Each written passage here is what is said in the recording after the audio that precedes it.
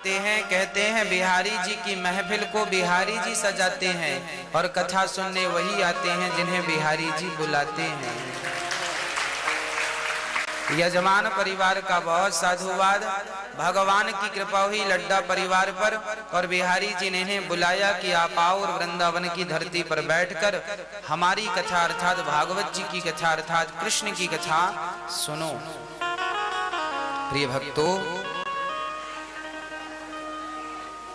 भागवत जी की सुंदर सी पावन सी गाथा हम सभी गा रहे हैं, हम सभी सुन रहे हैं। आज भागवत जी का चतुर्थ दिवस है। चौथे दिन की पावन सी कथा को हम श्रवण कर रहे हैं। भगवान की इतनी सुंदर कथा आप सुन रहे हैं। कल हमने सुना कि भरत जी ने राजा रहुगण को उपदेश दिया। अच्छा, कल राजा रहुगण ने भरत जी ने रहुगण को उपदेश दिया। बात समझ में आई थी आपको? क्या समझ में आया? हमारा शरीर, अच्छा बताओ, हमारी मृत्यु होती है या नहीं? जवाब दीजिए। होती है? हाँ, हमारी मृत्यु होती है या नहीं? मृत्यु जैसा कुछ है या नहीं? मृत्यु जैसा कुछ भी नहीं। एक्चुअली हमारी मौत नहीं होती। फिर प्रश्न ये खड़ा हुआ, महाराज जी जब मौत होती ही नहीं तो लोग ये क्यों कहते हैं कि फलाना मर गया? कारण अज्ञानवश लोग, अज्ञानी लोग कहते हैं मर गया। भाई, लड़की जब विदा होती है तो मायका छोड़कर ससुराल चली जाती है ना? तो मायका छोड़कर ससुराल गई। उसी प्रकार हम, ये संसार हमारा मायका है और हम सभी को एक दिन अपना मायका छोड़ के ससुराल जाना पड़ेगा। ससुराल जाने के दिन को लोग कहते हैं मृत्यु हो गई। जैसे हमारी भाषा में कहते हैं लड़की विदा हो गई, ऐसे सामान्य भाषा में लोग कहते हैं मर गया। मरा कोई नहीं। आज ये मायका, ये संसार हमारा क्या है भाई? मायका है, यहाँ पले बढ़े, खेले खाए, यहाँ सब किया और फिर एक दिन सब छोड़ के, और लड़की घर में जो कपड़े पहनती है वो सारे कपड़े घर में छोड़ के जाती है, हाँ या ना? ससुराल में तो दूसरा पहनावा पहनेगी ना, कोई अपना पुराना कपड़ा थोड़ी पहनती है ससुराल में। जैसे लड़की ससुराल जाती है तो अपने पुराने वस्त्र सब छोड़ करके नए कपड़ों के साथ ससुराल जाती है। उसी प्रकार हम भी पुराना शरीर छोड़, शरीर कपड़ा वासांसि जीर्णानि यथा विहाय, शरीर को गीता में कपड़ा कहा गया है। शरीर क्या है? हमारा कपड़ा है। जैसे हम पुराने वस्त्र को त्याग कर नया वस्त्र धारण करते हैं, उसी प्रकार हमारी आत्मा पुराना वस्त्र त्याग कर नया वस्त्र धारण करेगी। अर्थात हम सदा सदा के लिए अपना मायका छोड़कर जा रहे हैं। अब दोबारा आएंगे तो दूसरे रूप में आएंगे, है ना भाई? लड़की जब ससुराल जाती है और जब पहली बार ससुराल से आती है तो उसका लुक बिल्कुल चेंज होता है, हाँ या ना? हाँ कि ना? उसी प्रकार आप एक बार ससुराल से, ये मायका है, सारे कपड़े लत्ते यहीं छोड़ के, शरीर हमारा कपड़ा है, ये यहीं छोड़ के जाना। लोग इसे जला देते हैं। हमारा कपड़ा यहीं छूट जाएगा और हम ससुराल चले जाएंगे परमात्मा के पास। फिर कभी आएंगे तो रूप बदल के आएंगे, किसी और रूप में आएंगे। आज किसी का बेटा बन के आए हैं, कल फिर किसी और का बेटा बन के आएंगे, किसी और के गर्भ से जन्म लेंगे, फिर कोई और माँ होगी हमारी, कोई और पिता होगा हमारा। आना जाना तो चलता रहा है, चलता रहेगा। माता पिता बदलते गए, योनियां बदलती गई, है ना? कभी पुरुष योनि, कभी स्त्री योनि, कभी हाथी की, कभी गधे की, कभी बिल्ली की, कभी पक्षी की, कभी मछली की, योनियां बदलती गईं और हम आते जाते रहे। हम कई बार आए गए, आज चाहते हैं कि प्रभु अब आना जाना आवागमन से हमें मुक्ति मिल जाए। तो मुक्ति मिले इसके लिए क्या करना पड़ेगा? इसके लिए भगवान नाम जपना पड़ेगा। भगवान का नाम जपेंगे तो मुक्ति मिल जाएगी। हाँ, किसको मिली? किसको मिली जरा सुनिएगा। कान्य कुब्जे ध्वजः कश्चित् दासी पते रजा मिलः नामना नष्ट सदाचारो दास्या संसर्ग दूषितः। कान्य कुब्ज ब्राह्मण, एक पंडित जी थे, उनका नाम था अजामिल। आज कहते हैं पाप को।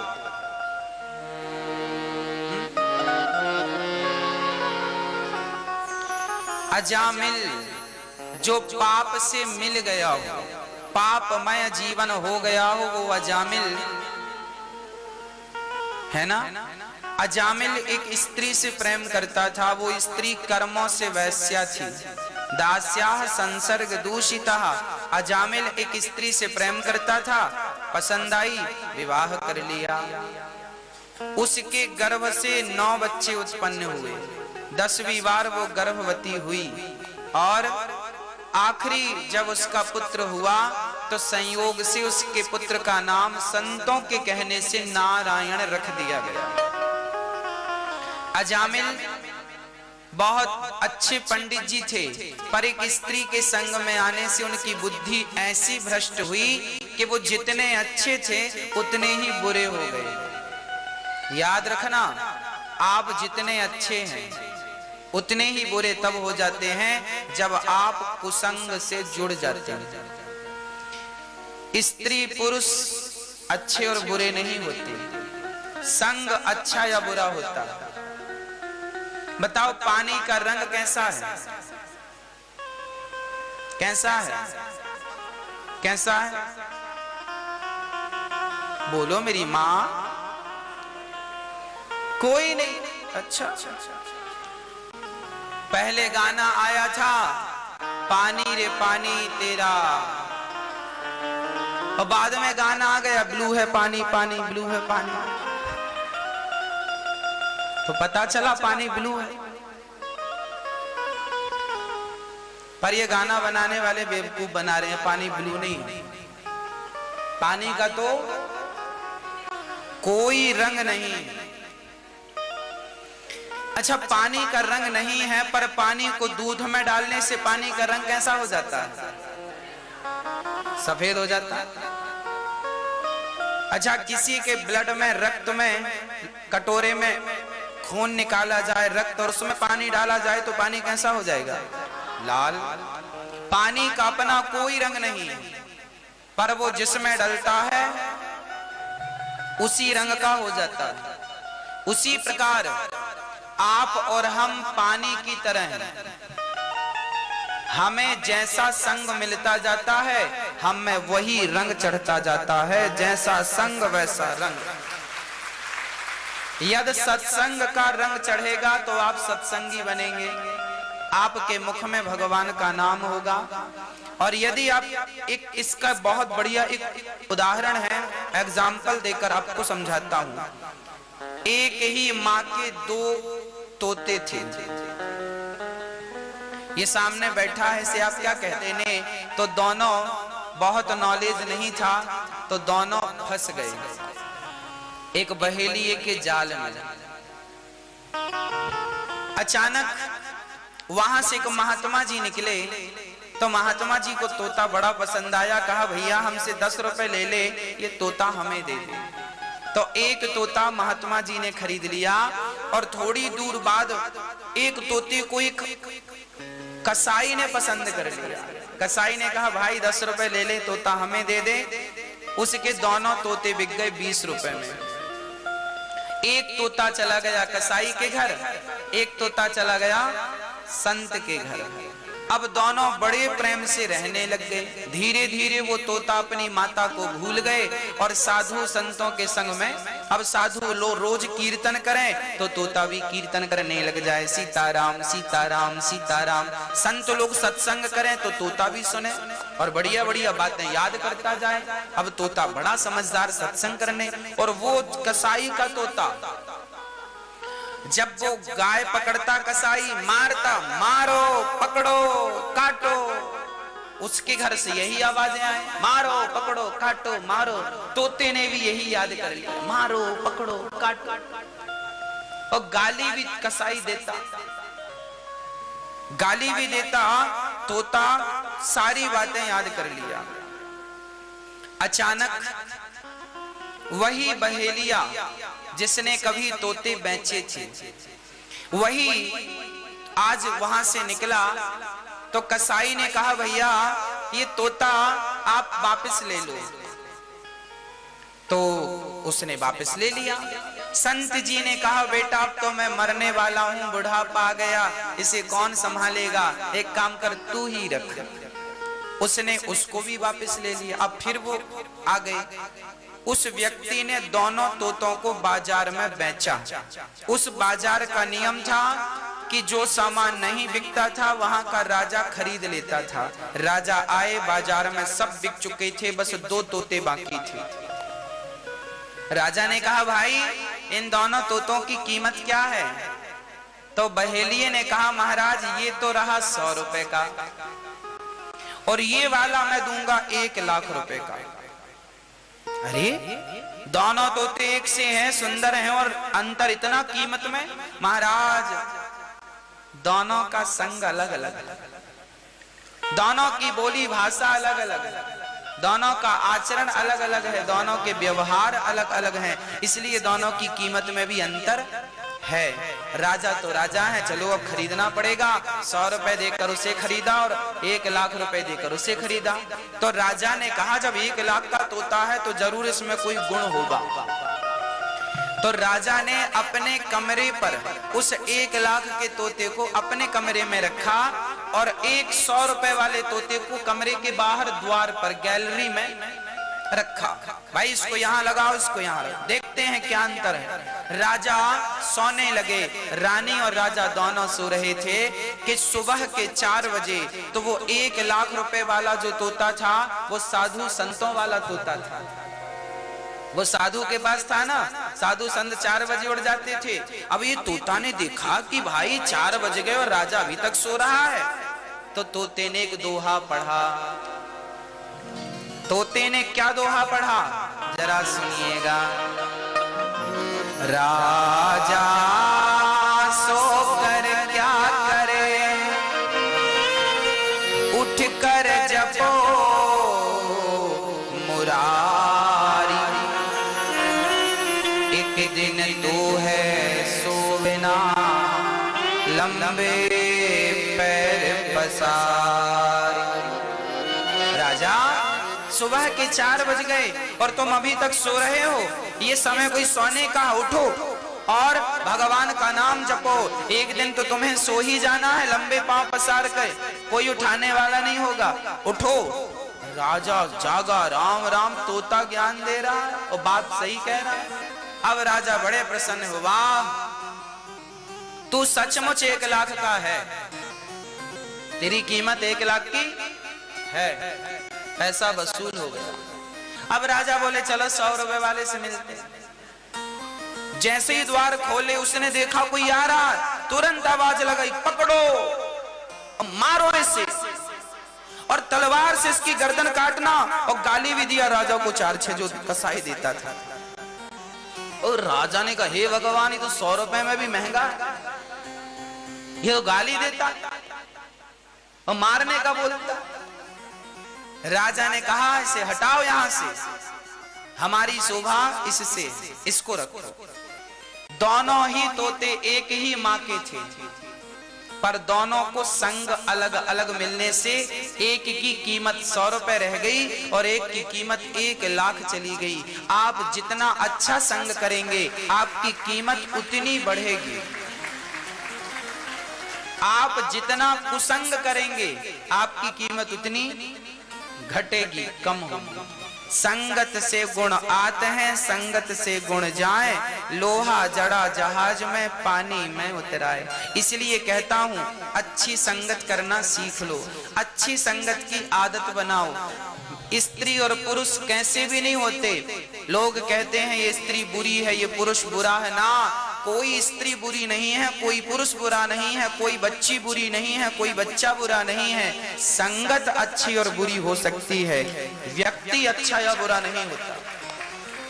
व्यक्ति तो पानी की तरह होता है, उसको दूध मिलेगा तो दूध जैसा सफेद हो जाएगा और रक्त मिलेगा तो रक्त जैसा लाल हो जाएगा। पानी का अपना कोई रंग रूप नहीं है, संगत का प्रभाव पड़ता जाता है। उसी प्रकार आपका जीवन भी संगत से ही सुधरता और बिगड़ता है। तुलसीदास जी यही बात स्पष्ट कह रहे हैं, संगत से गुण आते हैं, संगत से गुण जाए। इसलिए मेरी माँ, हमें अपनी क्या सुधारनी चाहिए? संगत। बच्चों की भी क्या सुधारनी चाहिए? संगत। आपका बेटा सिगरेट नहीं पीता था, पर सिगरेट पीने अपने आप भक्ति का रंग चढ़ता गया। अच्छा संग करोगे तो अच्छा रंग, बुरा संग तो बुरा रंग। इसलिए आपके बच्चे किनकी संगत करते हैं, इस बात पर गौर किया करो। जिनकी संगत में बच्चे रहते हैं उनका बैकग्राउंड चेक कर लिया करो, वो कैसे हैं। उनमें तो कोई कमी नहीं है, उनमें तो कोई गड़बड़ी नहीं है। यदि उनमें कुछ हुआ, स्वाभाविक सी बात है कि वो इनमें भी आ जाएगा, क्योंकि बुराई बहुत तेजी से बढ़ती है, अच्छाई धीरे धीरे चलती है। आपका बेटा अच्छा है, इसका असर उन पर पड़ जाए तो ये अच्छी बात है, पर ऐसा कम होता है कि आपका असर सामने वाले पे पड़े, सामने वालों का असर। अच्छा, कहीं तो गंजेड़ी लोग अपनी चिलम लेके आते थे और मेरे सामने पीते थे गांजा, और मुझे भी देते थे तुम भी पियो। उस समय मेरी आयु 12 साल 10 साल की थी, 10 से 12 के बीच की। गांजा पीते थे मेरी उम्र के, मेरे से 2-2 3-3 साल बड़े लड़के गांजा पीते थे, मुझे भी देते थे चिलम, लो। मैं मना कर देता था, नहीं। एक आदमी तो इतना नालायक था कि वो बिस्किट देता था बच्चों को, ये बिस्किट खाओ, बिस्किट दो, बिस्किट का लालच देता था, फिर गांजा दे देता था, बोले इसको पियो। हमारे बहुत सारे हमारी एज के बच्चे उस व्यक्ति की संगत में आ गए, पर मैंने ना बिस्किट खाए उसके और ना गांजा पिया। क्यों नहीं पिया गांजा? क्योंकि हम पूजा करते थे, हमारे पिताजी पूजा करते थे, कुसंग ज्यादा था, सत्संग कम था। लेकिन भगवान की कृपा से उस छोटे से सत्संग ने हमें इतने बड़े कुसंग से बचाया है। इतने से सत्संग ने ना गांजा। यही तो हुआ कि अच्छाई हार गई और बुराई, यही तो हुआ। इसका अर्थ क्या हुआ?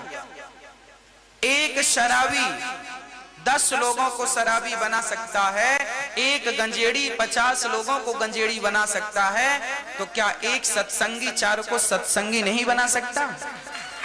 बना सकता। आज से संकल्प ले लो, मैं गुजर चुका हूं इस दौर से, अपने बच्चों को बचा लेना, नहीं उन्हें भी किसी प्रकार का लालच दे दे करके। लोग स्मार्ट था, अच्छा था, एक लड़की ने उससे 5 साल एज में बड़ी है, उस लड़की ने फंसा लिया, शादी कर ली। अब बेटा हमें देखता भी नहीं, चला गया कहीं और, हमारी सारी प्रॉपर्टी लेके चला गया। आज समाज में क्या चल रहा है? आप जरा संपन्न भये, सफल भये, 4 आंखें आपकी तरफ हो जाती हैं। किस प्रकार से आपका नुकसान किया जाए, सारी तरकीबें लोग लगा देते हैं। इसलिए आप अपने बच्चों को सब प्रकार से सुरक्षित रखें, इसके लिए हम आपसे निवेदन कर रहे हैं। सब प्रकार से कोई बच्चों को चरित्र का संस्कार भी लगे हाथ देते ही चलना, कहीं कल को कोई झूठा अपने जाल में ना फंसा ले और कहीं आपके साथ बहुत बड़ा धोखा ना हो जाए, ना आप घर के रह जाओ ना घाट के रह जाओ। बाद में पश्चाताप करने से अच्छा है पहले ही संस्कार का बीज बोते चले। बाद में पश्चाताप करने से अच्छा है पहले ही संस्कार के बीज बोते चले, क्या नुकसान है? इसलिए अजामिल बहुत अच्छे पंडित जी थे, जानकार थे, समझदार थे, पर क्या हुआ, कुसंग मिल गया, एक वैश्या की संगति मिल गई और बुद्धि भ्रष्ट हो गई। दास्याः संसर्ग दूषिता, पर नारी पैनी छुरी, पर नारी पैनी छुरी तीन तरफ से खाए, धन हरे, यौवन हरे और घोर नरक ले जाए। पर नारी मतलब पराई स्त्री, पर नारी पैनी छुरी, ये पैनी छुरी है, पैनी मतलब नुकीली छुरी। पर नारी पैनी छुरी तीन तरफ से खाए, पराई स्त्रियां तीन तरफ से खाती हैं। कहां कहां से? पर नारी पैनी छुरी तीन तरफ से खाए, धन हरे, आपका धन हर लेगी, और यौवन हरे, आपकी जवानी हर लेगी, और घोर नरक ले जाए। ये तीन तरफ से खाती है। कौन खाती है? पराई स्त्री। इसलिए पर नारी से बच के रहिए। समझाओ अपने बच्चों को, सिखाओ अपने बच्चों को। अजामिल के सबसे छोटे पुत्र का नाम था नारायण। जब अजामिल को लेने यमदूत आए, यमदूत को देखकर अजामिल डर गए। अच्छा, जब आदमी मरने लगता है ना तो उसे यमदूत दिखने लगते हैं। मरने के ठीक 3-4 मिनट पहले व्यक्ति अंधा हो जाता है, बाहर का कुछ नहीं दिखता। मरने के पहले दांतें चाप बंद हो जाती है। देखा कभी किसी को मरते हुए? नहीं देखा। अरे आपका बिल्कुल भी अनुभव नहीं है। हमने सब कुछ देख लिया, हमने मरते हुए भी देखा, बूढ़ों को। क्या देखा हमने मरते हुए? आप लोग अनुभवी कम है, इसीलिए ठोकर लगती है आपको। आप अनुभव नहीं बटोरते। और याद रखना, सबसे बड़ी शिक्षा डिग्री की नहीं होती, सबसे बड़ी पढ़ाई अनुभव की होती है। जितना अनुभव समाज से ले सको लेते रहना, यही अनुभव कल तुम्हें बहुत सफल बनाएगा, यही अनुभव तुम्हें जीना सिखाएगा। अनुभव लेते चलना, सबका इंटरव्यू लेते चलो, सीखते चलो उससे, अपने आप को निखारते चलो उससे। मैंने मरते हुए व्यक्ति को देखा है और देखकर सीखा है। देखो, मैंने सीखा है तो आज मैं आपको सिखा पा रहा हूं। मैंने ही ना सीखा होता तो आपको क्या सिखाता? मैंने एक मरते हुए, देखो मैंने शास्त्रों में जो पढ़ा है मैंने प्रत्यक्ष देखा है। शास्त्रों की बात बिल्कुल सत्य होती, प्रत्यक्ष मैंने देखी है। एक आदमी जब मरता है ना तो उसकी चाव बंद हो जाती है, ये पूरी दांत से दांत चिपक जाते हैं, मतलब